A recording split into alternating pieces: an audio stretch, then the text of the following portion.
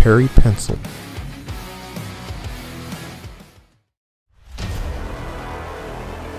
Hello, this is Perry Pencil, and yes, this is yet another drawing of Gipsy Avenger 2.0 at your request. So we're going to go ahead and do a full body this time. Let's get started. Just to let you know and remind you, this is not a step-by-step tutorial. This is how to sketch Gipsy Avenger 2.0 from Pacific Rim Uprising. Normally what I do in these type of tutorials is I talk about my process as I'm sketching the character or whatever the character is. In this case, it's Gipsy Avenger 2.0. So let's go ahead and get started. So as you see here, I'm laying out what I call the very simplistic mannequin of Gipsy Avenger. And when you're sketching, your process is not so much analytical and very structured. It's just kind of loose and rough. And just to break the ice, a lot of things are usually not correct the right time on the first time around. What I reiterate and what I want to say again with these type of these videos is that the idea is to learn how to sketch and be loose with your sketches. When I remember being in school and being taught by a professional artists that been doing it for a while, usually will let me know when you're sketching, you want to get everything down quick. They have certain names for it, like a croquis style. That's where you map out different blockaded forms, and it looks really abstract. It doesn't have any real shape or form to it, but you can kind of make out a rough aspect of what you're looking at. Now here at this point, I'm sketching in the Gipsy Avenger's face and what it looks like, and so the process is basically trying to match what the actual Gipsy Avenger looks like. And a lot of times that you don't have to actually be as accurate as much as it is that you want to have recognizable things that stick out at you.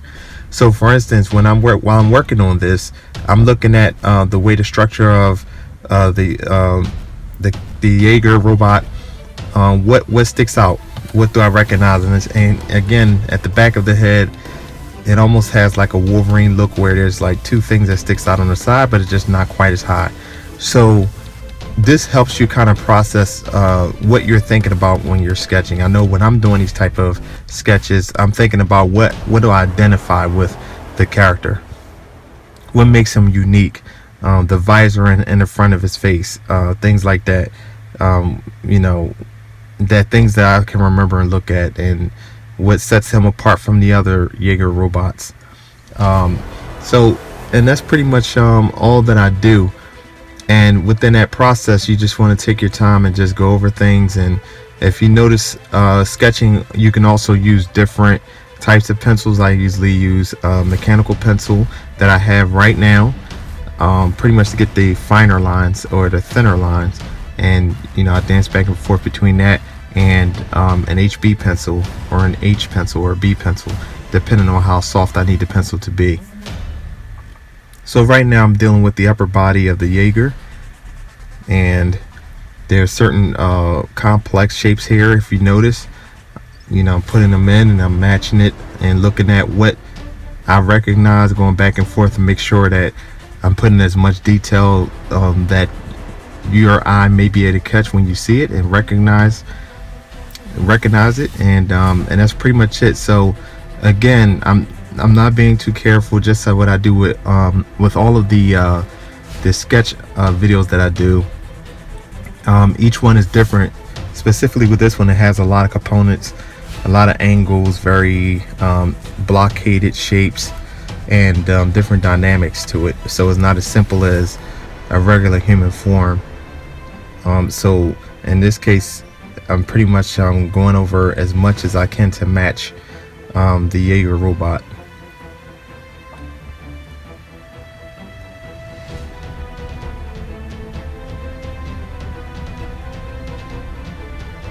I also want to emphasize on cleanup. The purpose of the cleanup, as I usually mention in most of my videos, is to clarify what you're thinking about while you are processing and building on your drawing, because it's a process.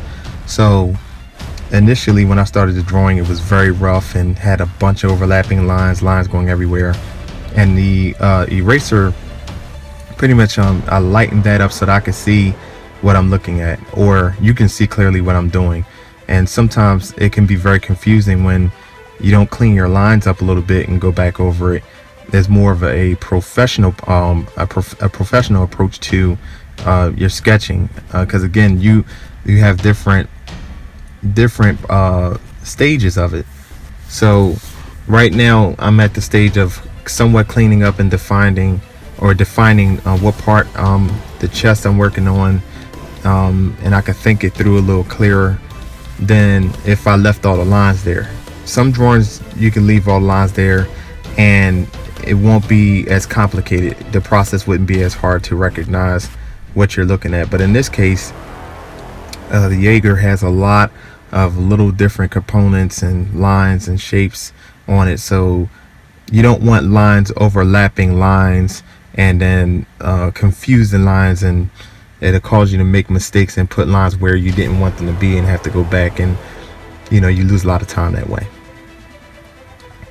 So if you notice as I go along, if I recognize that there is a mistake, and when I mention mistakes, it's because I want to teach you, as you're drawing and doing the process of drawing, there's going to be multiple mistakes.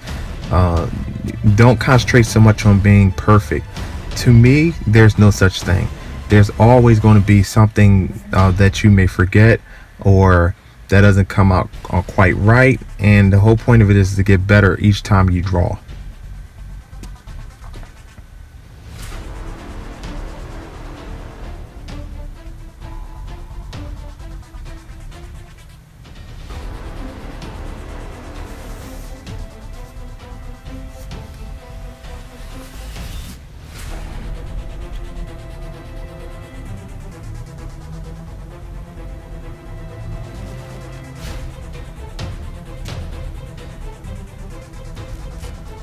And so again, here I'm being careful with minor details that I want to put in place.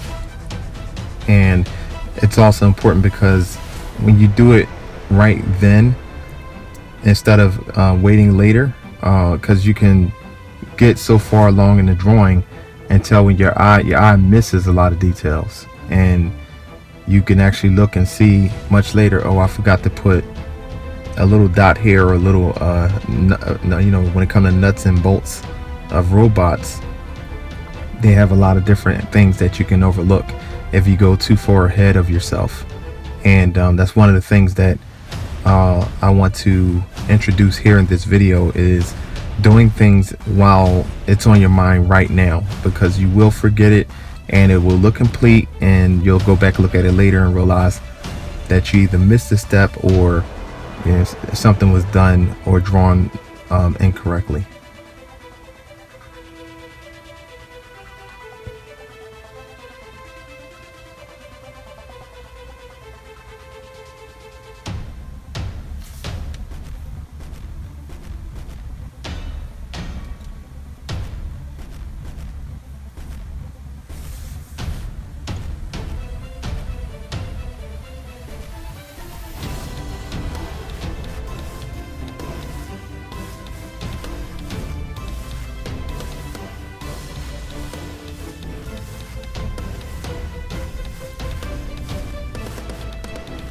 And also I want to point out, as I'm sketching, I'm putting down thin to thick lines. What I mean by that is there are certain lines that are definite and permanent, and then there are lines that I suggest a mark. Suggestive drawing is that you put down a line, but you don't completely put it down to the point where it's dark as the other lines, because later on you might not need that line, or that line might be there just to suggest it, and it doesn't really have to connect from one line to another. In other words, you don't have to connect all of the dots in the sketch.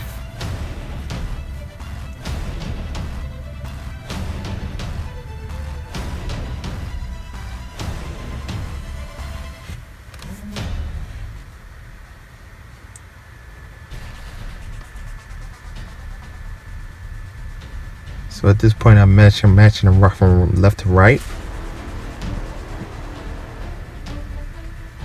working on his right arm. If you notice, I'm checking and looking at what things look like from left to right, make sure that I'm matching it as close as possible.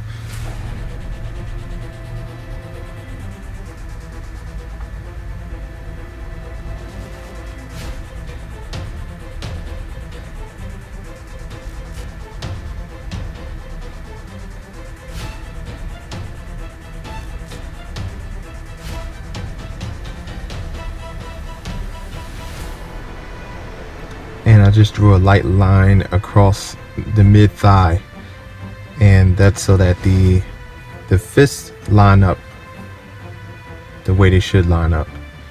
Because what you don't want is you don't want one fist way longer or lower on the thigh, and then on the left side it's higher. It's going to look like he's leaning, or it's going to look like shifting his weight, and it's not going to look like he's standing straight up and down. It's going to look like he's lopsided or leaning over.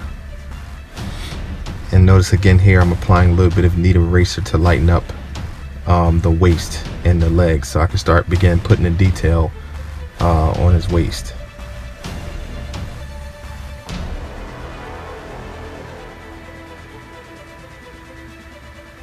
And I just want to reiterate that these are stepping stones and building blocks. You don't want to rush in and do everything at one time. You want to do things in layers, so that you don't overexert yourself and burn out.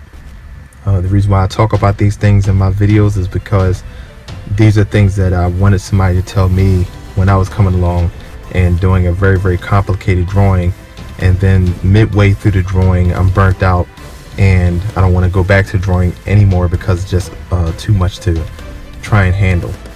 So if you notice here, I sketch it, I erase it, and I go back and redefine it, and in that way I'm not overwhelmed, and it's not too much to handle because I'm doing them in the sections.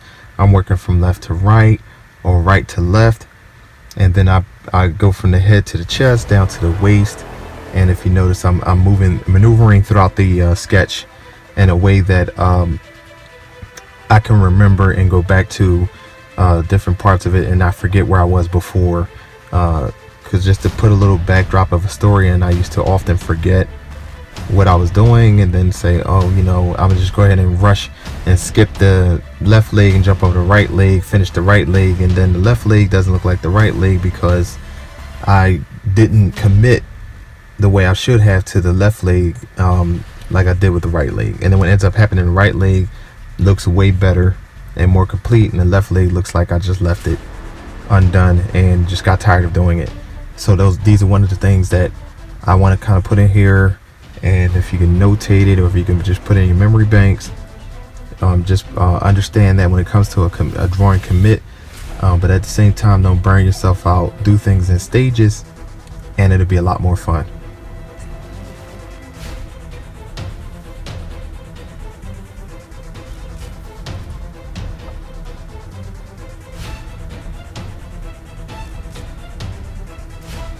And I also want to talk about, I get a lot of questions about how do you become better as an artist.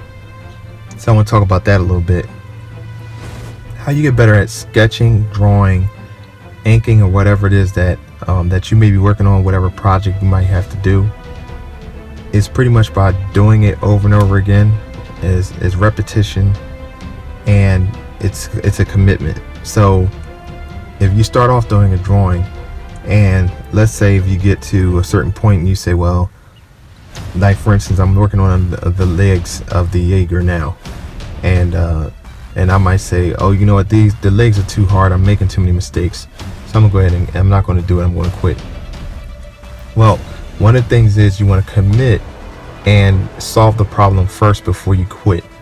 So if it's really, really complicated, I usually suggest taking your time, really looking at it, not just doing what's in your own mind, but actually figuring it out. What is it that I'm missing? What do I need to do to make this sketch more successful? And and I find myself going back and looking at it again and saying, oh, that's what's missing. I have to go back and put this little detail here and then connect this line with this line here, and then it looks like it's matching the original. So that's just a little something I wanted to drop in there.